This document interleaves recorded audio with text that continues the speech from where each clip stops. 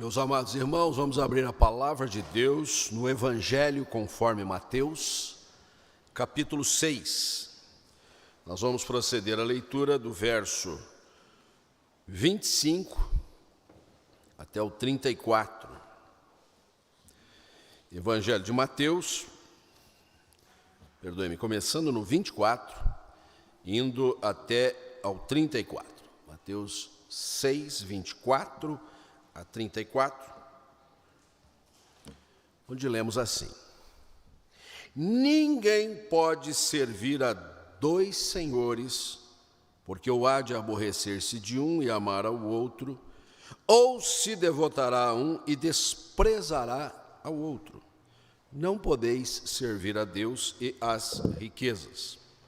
Por isso vos digo, não andeis ansiosos pela vossa vida, quanto ao que haveis de comer ou beber, nem pelo vosso corpo quanto ao que haveis de vestir. Não é a vida mais do que o alimento e o corpo mais do que as vestes? Observai as aves do céu. Não semeiam, não colhem, nem ajuntam em celeiros, contudo o vosso Pai Celeste as sustenta. Porventura não valeis vós muito mais do que as aves? Qual de vós, por ansioso que esteja, pode acrescentar um côvado ao curso da sua vida? E por que andais ansiosos quanto ao vestuário? Considerai como crescem os lírios do campo. Eles não trabalham, nem fiam. Eu, contudo, vos afirmo que nem Salomão, em toda a sua glória, se vestiu como qualquer deles. Ora, se Deus veste assim a erva do campo, que hoje existe, e amanhã é lançada no forno, quanto mais a vós outros, homens de pequena fé. Portanto, não vos inquieteis, dizendo que comeremos, que beberemos, ou com que nos vestiremos, porque os gentios é que procuram todas estas coisas, pois vosso Pai Celeste sabe que necessitais de todas elas.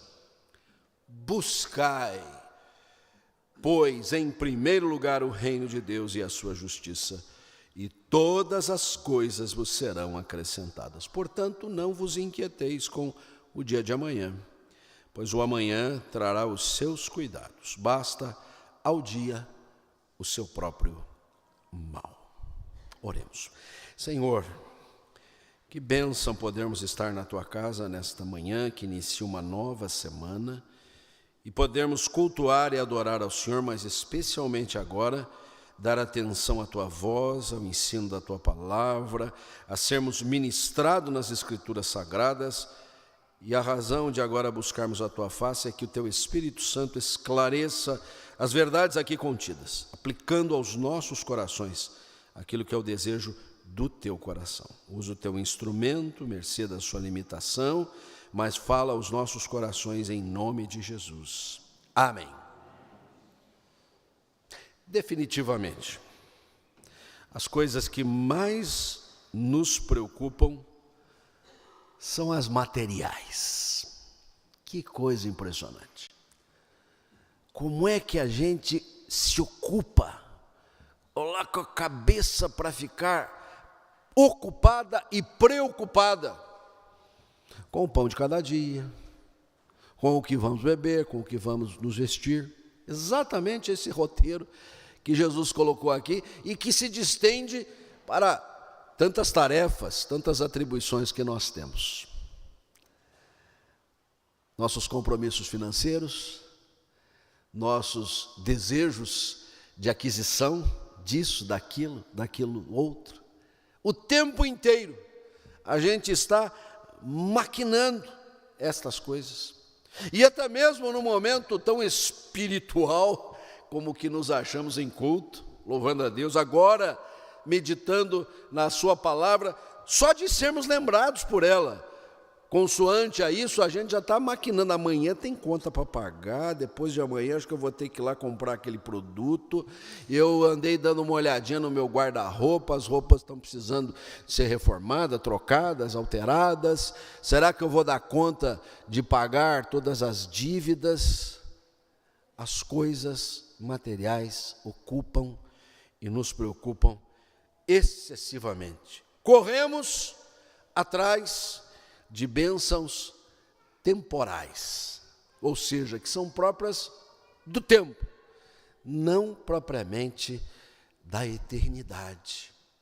Escrevendo aos Colossenses, o apóstolo Paulo insta com seus leitores a que busquem as coisas lá do alto, a que pensem nas coisas lá do alto. É tão bonito ler isso, mas como é difícil a gente se exercitar nestas coisas. Tudo parece conspirar contra nossa cultura, nossa sociedade, as convenções que estão em nosso redor, o sentimento do tempo presente, todas estas coisas que visam, em princípio, trazer-nos conforto, bem-estar. Não é injusto que a gente possa querer viver melhor do que viveram as gerações pretéritas, mas quando menos a gente percebe, a gente está tão focado nestas coisas que olvida as realidades maiores da vida, as coisas lá do alto, as coisas que são permanentes, aquilo que o tempo não levará, e nos dedicamos tanto às coisas que são fugazes e passageiras. E daí não é sem razão a nossa ansiedade. Ansiedade tratada aqui não como uma doença, uma síndrome já definida, catalogada, estudada por tantos pesquisadores, mas como uma realidade da vida. Jesus não precisou cursar uma faculdade de medicina ou de psicologia para identificar este mal. Ele precisou apenas olhar para as multidões, para as ovelhas que precisavam de pastor, porque estavam completamente desarvoradas. Sim, ali ele identificou gente que estava exatamente vivendo esta realidade. O texto bíblico que estamos diante de nós é parte integrante do conhecido Sermão do Monte. Nunca é demais lembrar que do capítulo 5 ao final do capítulo 7, isso é uma coleção de palavras que Jesus teria proferido numa ocasião, numa colina lá no norte da Palestina, na Galiléia, nas proximidades de onde ele se sediava, em Cafarnaum, e ali ele proferiu uma série de ensinamentos que foram coligidos e ganham exatamente esse nome de Sermão do Monte. E é praticamente ali, da metade para o fim, que ele introduz esse ensinamento, esta mensagem, e nós principiamos lendo o versículo 24, porque ele dá contexto a tudo que a gente vai ler na sequência. Quando você lê o versículo 25, ele começa com uma conjunção explicativa, né? Por isso vos digo, quer dizer, por isso o quê? O que diz os versículos anteriores, mormente o versículo 24, a gente precisa decidir a quem a gente está servindo. Se a gente está servindo ao Senhor Deus, se a gente está servindo a si mesmo. Se nós estamos devotados à causa do Evangelho, ou estamos focados naquilo que interessa a nós, a nossa família, as nossas instituições. Há que se ter uma decisão na vida, não podeis servir a Deus e a Mamon. As Bíblias mais antigas usam essa tradução que aqui está, as riquezas, porque Mamon era o Deus da riqueza. E aí a gente percebe, riqueza aqui não é o acúmulo de numerários na nossa conta bancária, né? De ações da bolsa. Riqueza é tudo que se traduz em realidades materiais, as bênçãos temporais. Nós precisamos deliberar, vamos servir ao Senhor ou não vamos servir ao Senhor. Por isso vos digo, e aí ele passa a desenvolver o seu raciocínio, sua mensagem, e vai exatamente para a realidade da nossa vida, o dia a dia. E eu ouso nesta manhã abordar um texto que é daqueles que a gente diz assim, a gente se arrisca a estragar o texto, de tão bom que ele é, né? Que conforme aquilo que a gente vai dizendo, o texto por si já me ensinou tanta coisa e o pastor colocou caraminhola na minha cabeça. Mas eu queria extrair alguns aprendizados para nós que são parte do cotidiano. O que o Jesus tratou aqui? Coisas comezinhas. Comer, beber, vestir-se, preocupações da nossa vida, realidades que chamam a nossa atenção para o cultivo da vida espiritual. E quais são os aprendizados do cotidiano que nós podemos tirar à guisa daquilo que Jesus propõe nessa passagem? E eu creio que há 3 aprendizados muito claros aqui, que a gente precisa se apegar a eles com muita força, com muita evidência. E o primeiro deles é esse: aprender a crer, sempre esperando no Senhor. Porque Jesus, a certa altura do seu discurso aqui, ele quase que faz um xingamento.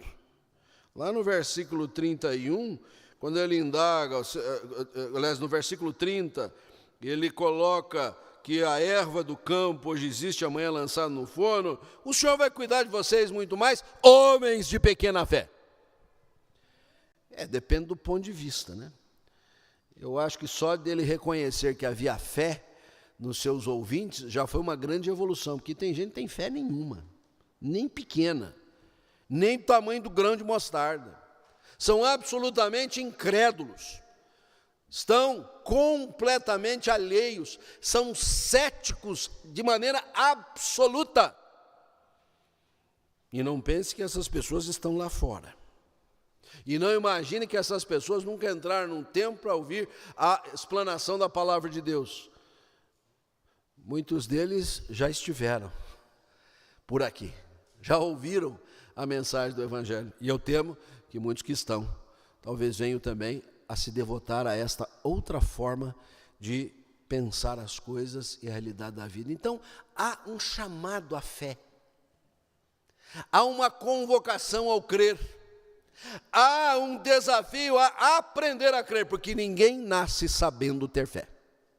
Isso é importante registrar. Nós costumamos dizer que há no ser humano uma tendência natural a ser crédulo, e isso é verdade.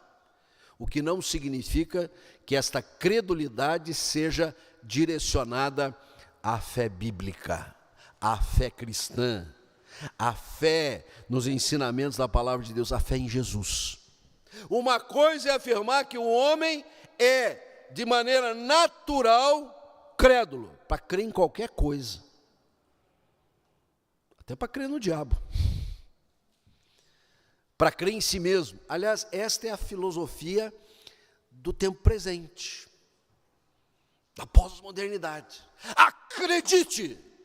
Você não vê gente usando até com essa força, essa evidência, essa tenacidade. Mas esse acredita em você. Acredita que você pode. Você vai conseguir. Esta é a credulidade inata no homem. Mas não é disso que nós estamos falando. Nós estamos falando de aprender a crer no Evangelho. Aprender a crer que Jesus é o único e suficiente Salvador.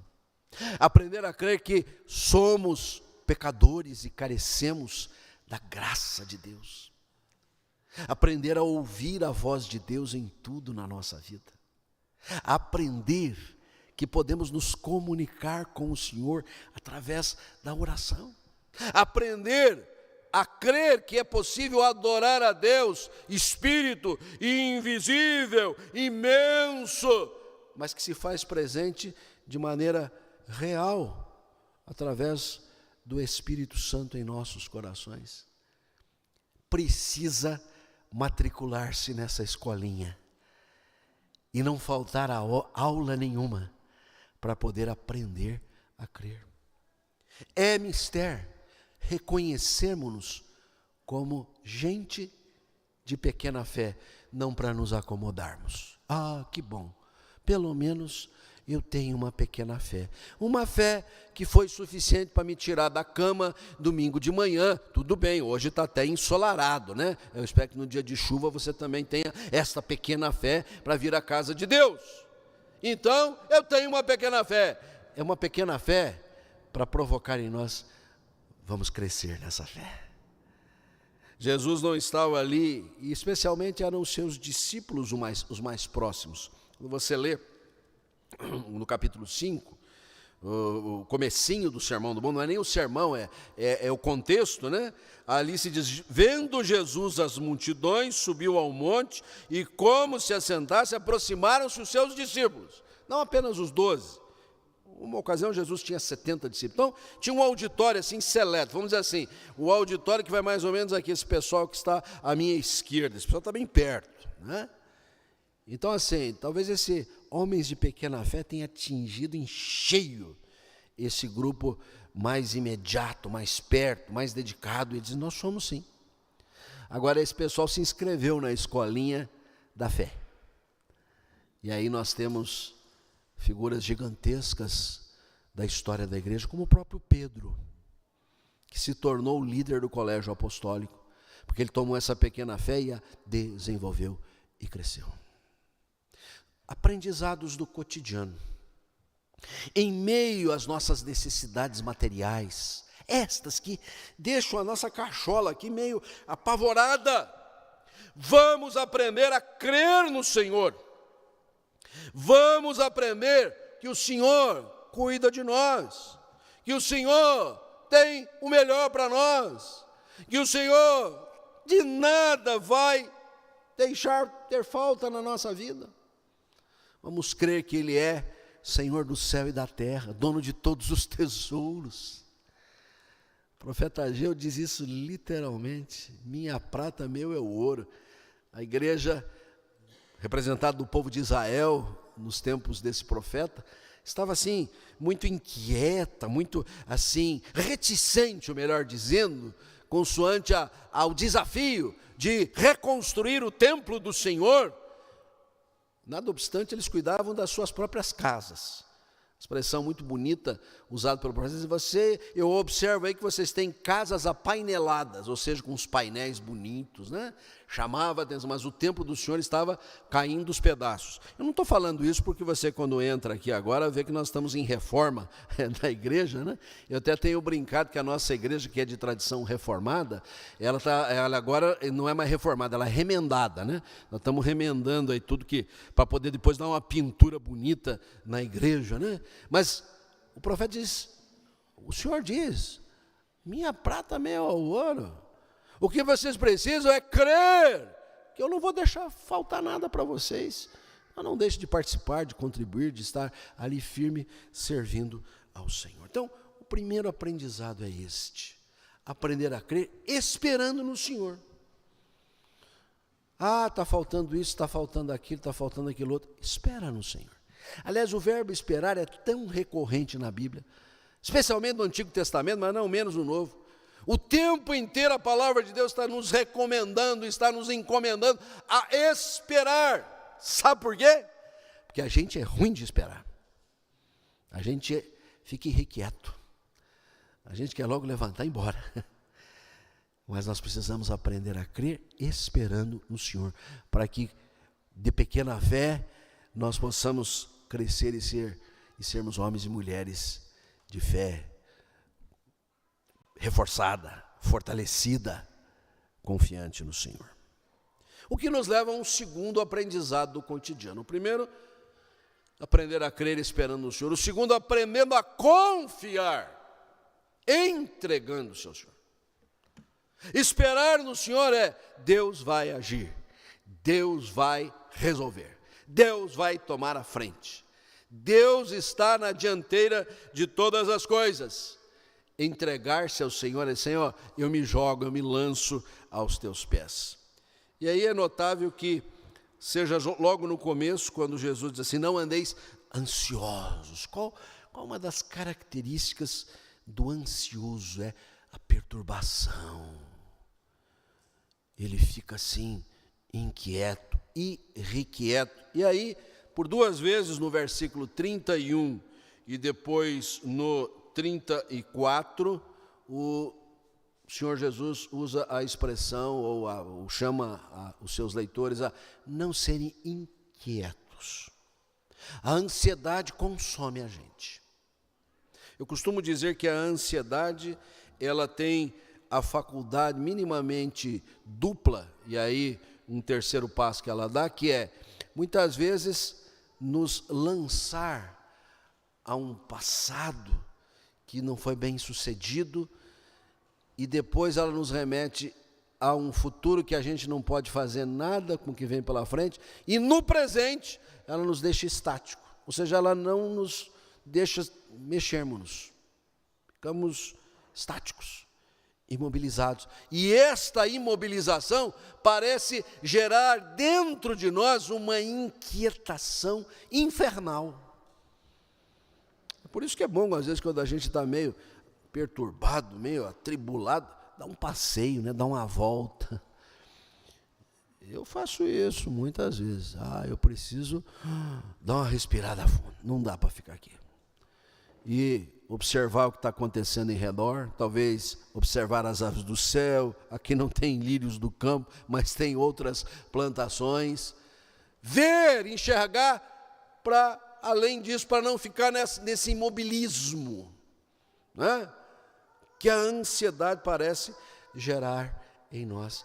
E aí o desafio de quem já se matriculou na escolinha da fé. Essa escolinha agora tem um módulo especial, que é aprender a confiar entregando-se ao Senhor. Confiar é exatamente isso. Confiar um bem a alguém que a gente conhece a sua fidelidade, reconhece que será leal para conosco. Então a gente deixa aquilo, fica aos seus cuidados. A gente até costuma chamar na lei de um fiel depositário. Ele vai cuidar bem. O dia que a gente precisar ir lá buscar, está lá, né? E às vezes até se for um fiel depositário, tipo aqueles que ficaram com a incumbência de produzir mais talentos, quando a gente for pegar, tem mais do que a gente depositou, né? Tão bom isso. É isso que nós fazemos, nós nos confiamos, nos entregamos aos caminhos do Senhor. Por quê? Porque nós sabemos que o caminho do Senhor é melhor para nós. Nós sabemos que as sendas da verdade nos conduzirão bem. Nós sabemos que as veredas da justiça, elas vão prevalecer. Mesmo que o cenário em redor seja confuso, seja atribulado, não nos dê uma dimensão muito clara, nós nos confiamos ao Senhor. Por isso, esta expressão entregar. Um dos textos mais conhecidos da Bíblia é o Salmo 37, versículo 5, que diz assim: entrega o teu caminho ao Senhor, confia nele, e o mais Ele fará. Agora, o que você precisa aprender desse versículo é aplicá-lo às mais variadas circunstâncias da sua vida. Está difícil o casamento? Entrega o teu casamento ao Senhor. Confia nele. E o mais Ele fará. Não é só o casamento, pastor. É toda a família. Está uma barafunda lá dentro de casa. Não nos entendemos. Cada um fala uma linguagem diferente. Entrega a tua família ao Senhor, confia nele, e o mais Ele fará. Os negócios. Está muito difícil, a gente não tem certeza de nada. Mudança de governo, a gente não sabe para onde é que vai, para onde fica. Entrega os teus negócios ao Senhor. Confia nele, e o mais Ele fará. Senhor, eu estou confuso, não sei que caminho seguir, não sei que rumo me dirigir, vocacionalmente, profissionalmente, estou absolutamente perdido, num sentido amplo. Entrega o teu coração ao Senhor, confia nele, e o mais ele fará. Esta entrega ao Senhor não retira de nós a nossa responsabilidade de deliberar, de decidir, mas ela nos capacita a decidir de acordo com a vontade de Deus. Entregar o casamento, a família, os negócios, o coração ao Senhor, não nos deixa de braços entrecruzados, como quem diz, bom, agora o Senhor cuida de tudo e vai fazer, e eu estou aqui sossegado. Não, nós descansamos no Senhor, mas Ele mesmo vai dizer, é por aqui, este é o caminho, andai por ele, vai por essa rota, tudo vai dar certo. Então, mesmo que as coisas que mais nos ocupem e preocupem sejam as fugazes, as passageiras, é por intermédio dessas realidades que nós vamos aprendendo. Primeiro a crer no Senhor, para que a nossa fé seja aumentada. E depois a confiar, entregando-nos ao Senhor. E a inquietação vai passar. A paz, a serenidade vai tomar conta do nosso coração.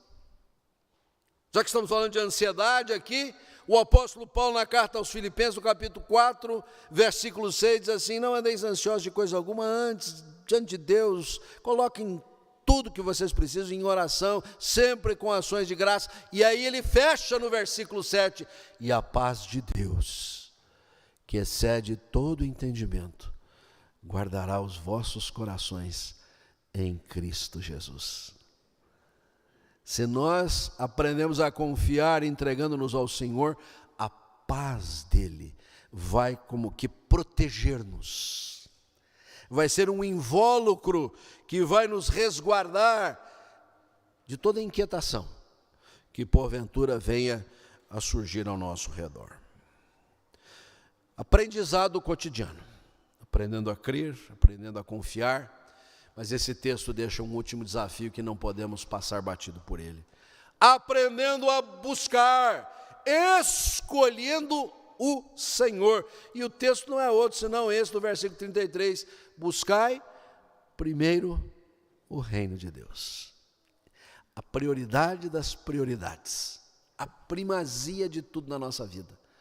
A soberania do Senhor sobre os nossos corações. A palavra reino se presta exatamente a trazer para o nosso entendimento aquilo que era muito simples dos primeiros ouvintes de Jesus acerca do que era um reino.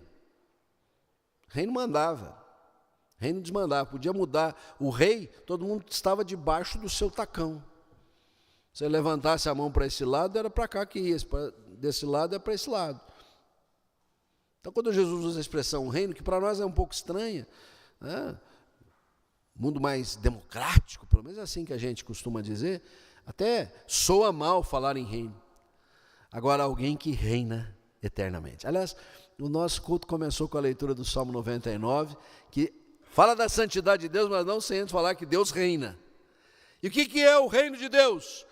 É a sua soberania, é a sua vontade, é o seu querer, é o seu propósito, são os seus desígnios para conosco.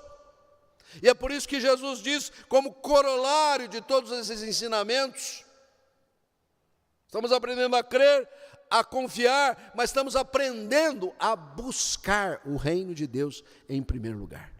E ao buscar o reino de Deus em primeiro lugar, nós escolhemos isso, essa é a nossa decisão, escolhemos o Senhor, escolhemos não as riquezas passageiras, fugazes, muitas delas malignas, escolhemos o Senhor. Não podeis servir a Deus e a mamão, escolhemos o Senhor, porque buscamos com primazia, com prioridade zero, como a gente costuma dizer, nos nossos interesses negociais. Isso é prioridade zero, nem é prioridade número 1. Buscar primeiro o reino de Deus e a sua justiça, porque nós temos a confiança que as demais coisas o Senhor vai nos acrescentar. Agora, certamente, de todos os aprendizados, este requer de nós uma atenção ali em loco, a cada passo. a cada deliberação, a cada convívio, a cada evento que a gente tem, a cada respirar na nossa vida. Porque o tempo inteiro nós estamos vivendo um choque de vontades. A nossa própria vontade é a vontade de Deus. A nossa vontade, muitas vezes, emulada pelo espírito do presente século, e a vontade do Senhor que precisa prevalecer no nosso coração. A vontade do Senhor e aquilo que nos é imposto pelo meio que vivemos, pelo tempo que nós estamos passando. E naquele encontro de vontades, naquele choque de vontades, são duas viaturas que vêm e se chocam diante de nós. Nós precisamos deliberar, escolher o Senhor. E aí é forçoso reconhecer, nem sempre escolhemos o Senhor. Algumas vezes permitimos que a nossa própria vontade, estimulada pelo espírito do presente século, prevaleça contra a vontade do Senhor. E isso traz graves consequências. Então aqui é um alerta, é uma chamada de atenção. Abra bem os seus olhos, deixe-os estatelados, porque o tempo todo nós precisamos decidir, escolher o Senhor, buscar primeiro o reino de Deus. As demais coisas nos serão acrescentadas. Daqui a pouco nós vamos para a nossa escola dominical, que vai iniciar. Essa escola é para aprender. E esse conto, por assim dizer, é um preâmbulo de ensinamentos. A palavra do Senhor, nesta manhã, nos traz aprendizados do cotidiano, das coisas comezinhas da nossa vida, daquilo com que convivemos. Ninguém aqui está sendo instado a ir aos píncaros celestiais para descobrir uma verdade espiritual. Não, é lá dentro de casa, no trabalho, é na escola. Nós precisamos aprender a crer, esperando no Senhor, confiar, entregando-nos ao Senhor e a buscar com primazia o reino de Deus. E isto implica em escolhê-lo em tudo na nossa vida. Que Deus assim nos abençoe e nos guarde. Ó Deus, nós queremos sim entoar esta linda melodia, não apenas, ó Deus, no ato cultico, mas na extensão de toda a nossa existência. O culto se encerra agora, Deus, outras atividades da Tua igreja têm lugar, mas onde passarmos, deixemos a fragrância do bom perfume de Jesus. Vivamos para a glória e louvor do Senhor e possamos aprender com estas realidades que são comuns, são normais, não estão, ó Deus, fora da nossa rotina. Aprender, ó Deus, as coisas do alto, crer no Senhor, confiar no Senhor e buscar com primazia o Teu reino. Que estes ensinamentos se apeguem a nós, Teu Espírito aplica aos nossos corações. Oramos assim, em nome de Jesus. Que a maravilhosa graça de nosso Senhor e Salvador Jesus Cristo, o amor infinito do Pai, as consolações do Espírito, repouse sobre vós, convosco permaneçam, agora e para sempre. Amém.